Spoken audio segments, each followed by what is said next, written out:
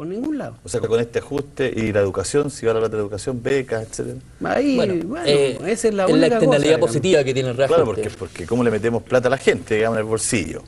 Vía impuestos no le metemos, le sacamos, digamos. O sea, o en el fondo le sacamos menos si es que fuera positivo para las personas. Pero ¿cómo le metemos en los bolsillos? Con el tema de los dividendos, con la educación. El tema de impuestos específicos de los combustibles, que se va a tocar por lo menos a la baja. Comparto con Marcel que se toca poco. Me hubiese gustado que el ministro Larraín se hubiese puesto al otro lado del televisor cuando explicó cómo iba a ser, porque yo creo que ni él mismo se logró entender claro la primera vez que lo dijo. Creo que ahí entendí por qué el circo funcionaba así, pero tampoco tiene mucha claridad cómo se estructura. Pero ahí tenemos un rol. El otro, y darle otros factores de mejorar la educación, de bajar el tema de la salud, generar indicadores que a la gente le llegue más plata al bolsillo. La tasa máxima convencional que sigue descansando, ¿no es cierto?, en el Parlamento, y otras variables que todavía están ahí en veremos. Pero además, en términos de lo que aumenta el gasto en educación, es también completa, total y absolutamente insuficiente, ¿no? Porque ya veíamos que solamente la educación superior requiere 2.000 millones de dólares. Y para, en total, mejorar la educación en Chile de manera sustantiva y significativa, tendrías que invertir al menos 3.500, 4.000 millones de dólares adicionales. Por lo tanto, esto no es ni siquiera un tercio de lo que se necesita para resolver el problema de la educación. Si es que se recaudara lo que piensan que se va a recaudar, que es muy difícil por precisamente todas las maniobras que se pueden hacer. Exactamente. Y por otro lado, vienes ahí, tú querías que tocara un poquito el tema del incremento que está planteando la CUP del salario mínimo, que es de un 37%. A mí me preocupa dos cosas fuertemente. Como yo te decía, el 70% de las empresas que constituyen la fuerza laboral chilena son empresas pymes. A ellos les golpearía muy fuerte una baja.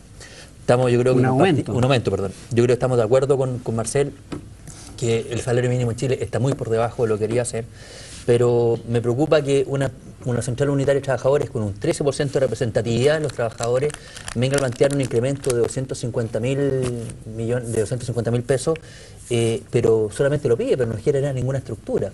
A mí particularmente lo que me preocupa y lo que yo echo de menos es una visión más de mediano plazo en base a la productividad. De alguna manera aquí esto empezamos a tomar un poquito de las manos. Me tocó hoy día de la mañana hablarlo en el canal 24 horas, porque no hay ninguna medida ProPyme donde te apunte a generar la productividad. Si tú mejoras la productividad y sabes que más, pongamos una meta de subir de aquí a 3, 4 años en un cierto plazo el salario mínimo a no 2.50, sino que a 2.70, pero a través de incrementar la productividad, efectivamente le daríamos un mayor poder, ¿no es cierto?, para mejorar, ¿no es cierto?, y por consecuencia le daríamos un incremento real, sustentable, que fuera validero. Entonces, se echa bastante menos este incremento y verlo como una política de Estado, ¿no? Que nosotros todos los días 1 de mayo empezamos a escuchar una propuesta, la cual se genera una discusión que se termina cerrando el día 1 de julio, pero que es un tema que vuelve a quedar en el tapete, se vuelve a archivar hasta el día 1 de mayo del año siguiente, y no vemos nunca una visión de mediano y largo plazo, en donde de qué manera mejoramos la productividad para hacer un Chile más justo, para hacer un Chile mejor, en donde la productividad es un factor importante para que las pymes puedan entregar mejores dinero. Aquí precisamente hay un gráfico de productividad versus salario, brecha, salario, productividad en Chile. Eso lo dice todo. Aquí hay un Ustedes gráfico. ven cómo la productividad crece y los salarios están... La brecha, la diferencia sube. Por lo tanto, el argumento de que el aumento del salario mínimo podría ser negativo es absurdo, porque la productividad cruza por sobre el aumento del salario.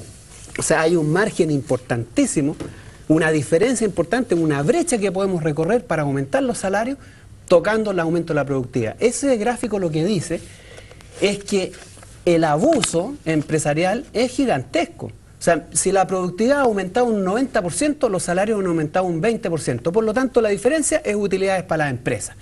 El argumento de la señora Matei me parece bastante poco fino, por decirlo de manera elegante. Lo que ella dice es falso, de falsedad absoluta. Porque lo que uno tiene que entender es que las empresas, y cualquiera que se ponga en la posición de un empresario, ¿cuándo despide trabajadores? ¿O cuándo aumenta trabajadores? Cuando aumentan las ventas o disminuyen las ventas. Si yo tengo una disminución sistemática de las ventas, despido trabajadores.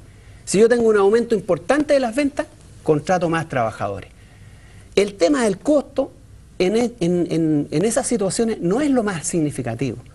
Sobre todo cuando los salarios son muy bajos, no es significativo el argumento del costo. Entonces, ¿qué ocurre si yo aumento el salario mínimo? Si yo aumento el ingreso de las personas, ¿qué es lo que va a ocurrir?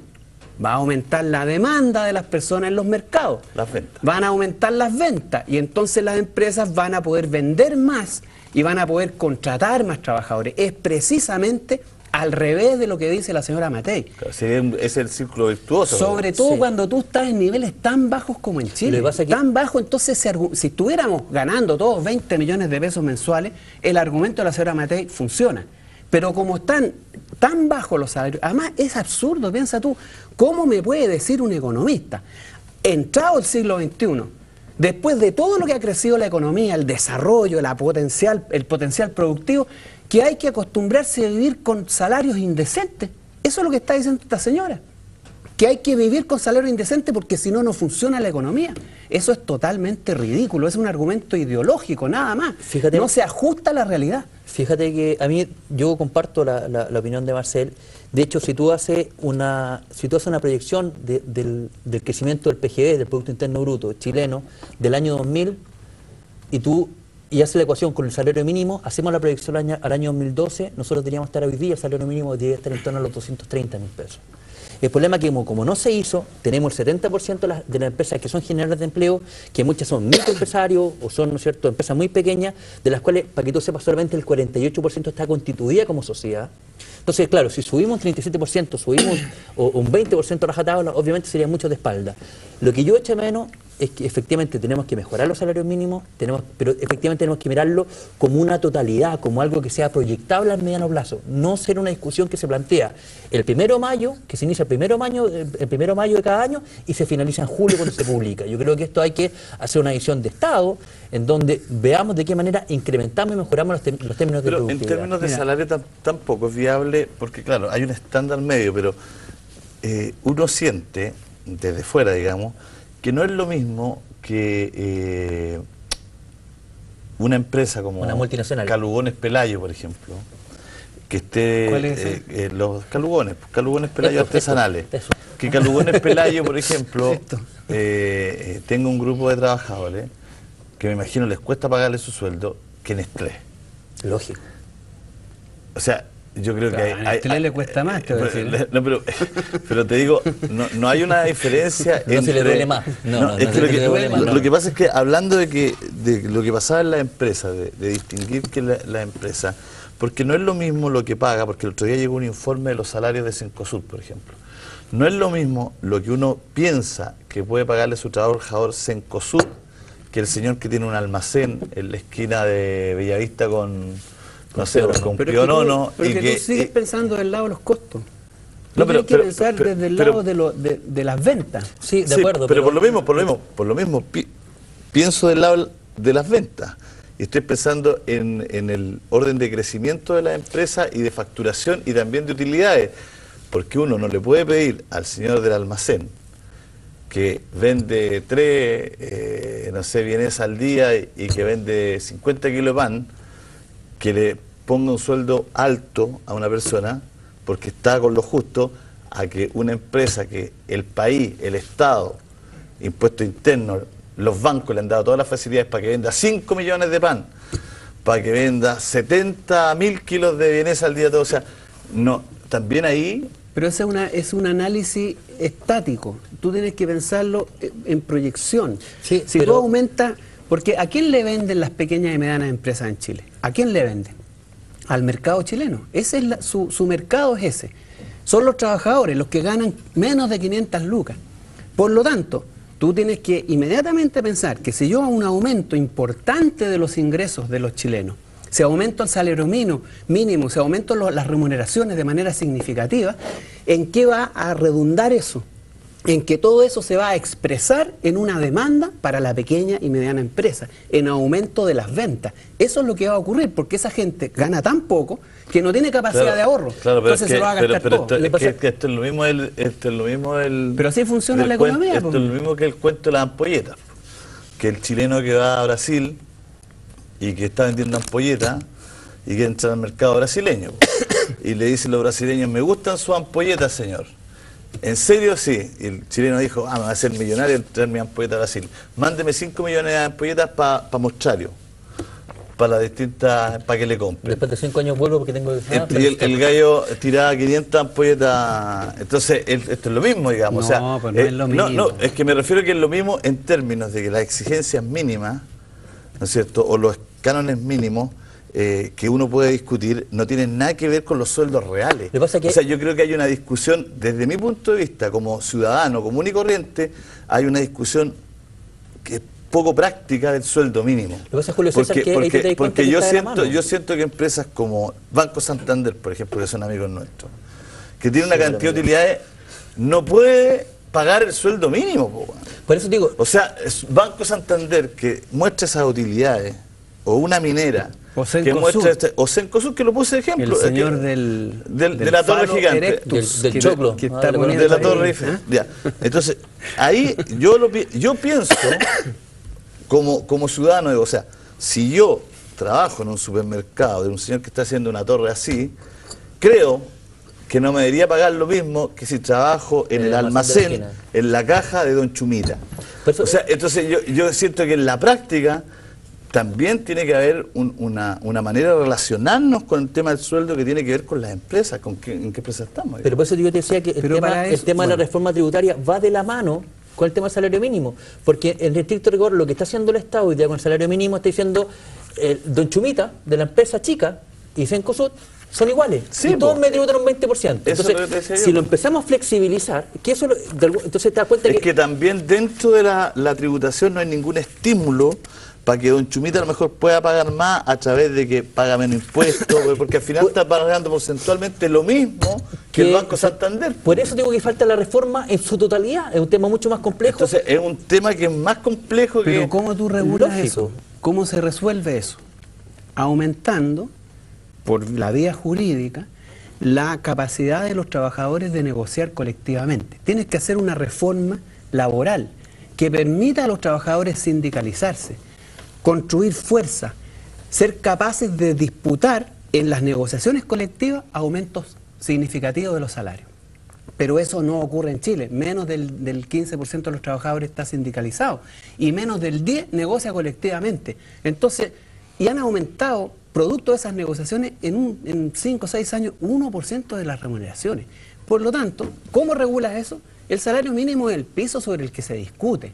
Pero el problema central es la capacidad de negociación, el poder sindical que está mermado por dos lados, primero por la legislación y segundo por la corrupción del movimiento sindical, claro, pero, CUT de por medio, ¿no? Claro, pero Marcel, lo que pasa es que finalmente llegáis en la práctica a un estadio donde cualquier decisión, que aquí es donde a mi juicio está el sofismo, digamos, cualquier decisión que tú tomes con respecto al sueldo mínimo podría botar de espalda a muchas empresas.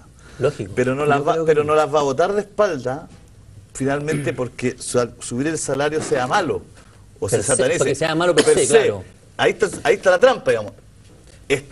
Las puede botar de espalda porque no hemos hecho nada como sociedad y el Estado no ha hecho nada como Estado para que estén las condiciones para que las empresas más chicas puedan hacer ese esfuerzo. Por eso digo, la reforma tributaria... Es un tema profundo, pero eso se va a demorar menos de un mes en provocarse ese ajuste. O sea, inmediatamente, si tú aumentas la demanda por la vía de aumentar los ingresos, eso se va a repercute inmediatamente en el mercado, sobre todo en los niveles en que tú estás hoy día. Porque yo soy un convencido que el negocio de la señora pasa esto y el señor Don Chumita, pero va a vender mucho menos que el supermercado, que sí va a vender más. Está el límite. Por el tema entonces claro. siempre está el palafito, digamos, económico, está bajo unos troncos tan penca que finalmente todo lo que se hace así a escala, hagámoslo macro, sin administrar estas bases. Las diferencias de las bases. Van a generar un caos que finalmente tú te das cuenta que es mayor, porque finalmente yo creo que los gallos que hacen la reforma tributaria no son malos tipos. Esta reforma tributaria que llama el gobierno, digamos. Son muy buenos. Entonces, son unos tipos que en el modelo que están... Para Polman, pero mira, en el modelo que están, ellos tratan de hacer un ajuste ya, vamos a sacar plata de aquí, plata. Pero los cimientos de todos están tan malos, son tan pencas que por donde tú le di, beneficiáis a alguno. Por lo mismo la reforma tributaria, que no se planteó como tal. No puede haber cambio de reforma, lo digo en fácil, más elaborado quizás, pero para que la gente entienda. Mi punto, y creo que el punto de muchos ciudadanos, no pueden ni ajuste ni reforma sin modificación de estructura real. Lógico. Pero la estructura tributaria es parte de esa estructura real. Por eso digo, eso fue lo que echamos de menos. Porque todo lo que le metáis mano como está ahora va a terminar en lo mismo. Vamos a terminar diciendo lo mismo. La estructura de las negociaciones, del mercado del trabajo, las relaciones laborales. Cuando tú no tienes derecho a huelga. Espérese, deme solo un segundo. Vamos a ir a un corte directo, vamos a volver, estamos con Marcel, estamos con Alejandro, vamos a seguir conversando también de política y la actualidad. ¿Llegó Tomás Jocelyn Hall? Ya está Tomás Jocelyn Hall acá, ya yo creo que se quiere meter a la mesa, ¿eh? Yo creo que se quiere meter a la mesa. Ya, vamos al corte y volvemos.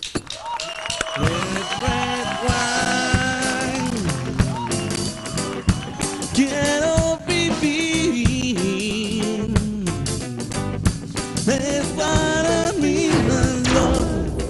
Bueno, estábamos ahí en la discusión, en el cambio estructural de las cosas, porque siempre pintar el avión, digamos, puede tener malos resultados. Y uno siente que en Chile hay una discusión permanente por cómo pintamos el avión, pero no por poner uno mejor, digamos. Y ahí es donde siento que quizás faltan ponernos más de acuerdo como sociedad, ponernos más de acuerdo como país. Se ha presionado, la ciudadanía presiona bastante, pero también tiene que haber una clase dirigente que quiera. Lo que pasa es que, como yo te decía antes, aquí hay una reforma tributaria que está pendiente. Hay que aumentar la carga tributaria, eliminar todas las evasiones. Hablemos las cosas como son, evasiones, que es un delito. Lo que pasa es que aquí lo legalizaron, ¿no? Le llaman elusión, pero es un delito, están cometiendo delitos. Además amparados por el Estado. Estos delitos de no pagar impuestos de las grandes empresas y de las empresas en general, hay que terminar con eso, hay que terminar con las sociedades de inversión, donde sacan esas platas para no pagar impuestos, etc. Tienes que cambiar la estructura tributaria, aumentar el gasto global de la economía, público y privado. Tienes que mejorar los salarios, pero los salarios en realidad, el salario mínimo es como 1 millón de trabajadores que están en esa situación. Sí, claro, por eso te decía, es bastante emblemático la discusión. Pero el tema entonces son los otros 8 millones. Lógico. ¿Cómo mejoras esos otros 8 millones? Tienes que mejorar las condiciones de negociación. Porque todavía nosotros estamos con las formas de negociación de la dictadura. Finalmente, ¿quién, Marcel? El plan laboral que inventó José Piñera. Finalmente, Marcel, ¿quién hoy día vive con el sueldo mínimo? Nadie, porque el que tiene el sueldo mínimo tiene que pitutear. Porque es el Chile real. Necesito la extra. El Chile real es el que tiene 2 pegas, el que tiene la pega con el sueldo mínimo y sale a taxiar, el que tiene la pega y sale en otro horario a hacer una peguita, o que lo llaman de algún lado. O que es absolutamente pendiente de la hora extra para poder llegar a fin de mes. Su sueldo mínimo se acopla a un sueldo un poquito mejor que el de su pareja. O sea, las familias chinas van armando su platita para el mes, digamos, para poder vivir más o menos bien, digamos. Entonces, el tema del sueldo mínimo, claro, es una discusión que uno se entrampa, digamos, pero también yo creo que esto va de la mano a los estímulos que tienen que tener algunas empresas para poder subir. O sea, yo no sé por qué hay gente que le dan tanta facilidad en Chile. Mira, yo estuve en Talcahuano hace un par de semanas, y los empresarios de Talcahuano, de las pymes chicas, que les vino un tsunami encima, no han tenido ninguna ayuda buena, digamos, porque han tenido ayuda, pero buena real en términos tributarios, en distintos términos, para salir adelante. O sea, las pesqueras que funcionaban en Talcahuano se fueron a Perú. Por eso digo, o sea, no tenían ni un estímulo para quedarse trabajando en Talcahuano. No, una maestranza que está en Talcahuano, a la orilla del mar, que el seguro le devuelve la plata. ¿Por qué se queda en Talcahuano y no se viene a San Bernardo? Porque no hay ningún incentivo. No hay ningún incentivo, entonces no se trabaja con incentivos para gente que lo necesita. Porque es lo primitivo de nuestro sistema político-económico. Y eso lo queríamos tratar de mejorar, tratar de una reforma tributaria en donde seamos capaces, por eso yo te decía, a mí el tema va muy de la mano, el tema del salario mínimo con el tema de la reforma tributaria. Yo no puedo seguir tratando a todas las empresas como si fueran todas multinacionales porque no lo son. El 70% de las empresas de la fuerza laboral chilena, insisto, está constituida, al menos 70%, por empresas pyme, que son las que hacen el motor de funcionamiento de Chile, de las cuales tan solo la mitad está constituida en forma legal como pyme, o sea, que tiene un rol distinto al del jefe. Entonces, nos damos cuenta que ahí es donde tenemos que ver temas a mediano y largo plazo, cómo generamos productividad, cómo generamos incentivos, de qué manera la gente es capaz de perfeccionar a su gente, de pagar menos, de tener una menor carga impositiva mientras se está desarrollando. Pero o sea, por lo menos aquí generamos debate. Eso mira, sí, se lo agradecemos. Lo que habría que hacer como conclusión, digamos, tú tendrías primero que nada que rebajar los impuestos a las pequeñas y medianas empresas. Al mismo tiempo que sube el salario mínimo, al mismo tiempo que mejora las condiciones de negociación colectiva y al mismo tiempo que el Estado gasta más, hace más inversión pública. Y eso generaría inmediatamente un impacto positivo sobre las ventas y permitiría amortiguar sin problema alguno el problema del aumento del salario mínimo y de los costos empresariales. Tiene que ser al mismo tiempo, ese es el al problema. Mismo tiempo. Seguimos viendo las cosas en forma articulada. Eso es lo que hay que hacer. Porque yo creo que esa mirada la gente la echa menos. Porque ¿qué es lo que hace uno en una familia si tiene 2 hijos o 3 hijos y uno está enfermo? Cuando llega a fin de mes, ¿a quién le ponen las lucas? Al que está enfermo, porque tiene que sacarlo adelante, porque tiene que ir a kinesiología, porque tiene que ir a terapia, porque tiene... y lo ayudaremos, y los otros 2 tendrán zapatillas más penquitas, no irán a... ¿Me entendió, no? Entonces aquí eso... Tú tenías a los niñitos enfermos acá y estimuláis y le dais a todos por igual, pero eso significa que el que está mejor sigue estando finalmente, mejor. Ojalá fuera todos por igual, pero si algo no ha quedado claro en esta, por lo menos en esta conversación y en otras, es que en este país los que tienen más tienen menor tasa de interés, tienen más capacidad de crédito, todo por igual, pero tienen mejores más condiciones. Se pueden equivocar más veces. Pueden robar todo lo que quieran. O sea, no es lo mismo, digamos. Y no van a la cárcel. Así hay que hacer cambios. Le vamos a preguntar a Tomás Jocelyn Hall, nuestro invitado que ya está en los estudios de BTR, Marcel. Alejandro, muchas gracias.